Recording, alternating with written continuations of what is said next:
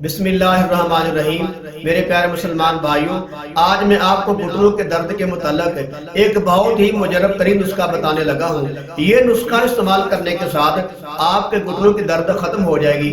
وہ جو گھٹنوں کی آواز آتی ہے، اٹھتے بیٹھتے آواز آتی ہے یا چلتے پھرتے گھٹنے درد کرتے رہتے ہیں، انشاءاللہ العزیز اللہ کے فضل مدد اور توفیق کے ساتھ یہ نسخہ استعمال کرنے کے بعد آپ کے اٹھنے بیٹھنے کے ساتھ گھٹنوں کی آواز بھی نہیں آئے گی اور درد بھی ختم ہو جائے گی۔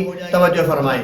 ہلدی 50 گرام، سونف 50 گرام، سرنجا گہری 50 گرام، اخروٹ کی گری 100 گرام، ایلو ویرا 100 گرام، ان سب کو پیس کر پاؤڈر بنا کر اور اس کے ساتھ 500 گرام شہد بھی ڈال لیں اور ان کو مکس کر لیں، یہ حلوہ بن جائے گا۔ تو 1 چمچ صبح، 1 چمچ شام نیم گرم دودھ کے ساتھ استعمال کریں تو انشاءاللہ العزیز اللہ کے فضل مدد اور توفیق کے ساتھ آپ کے گھٹنوں کا درد ختم ہو جائے گا۔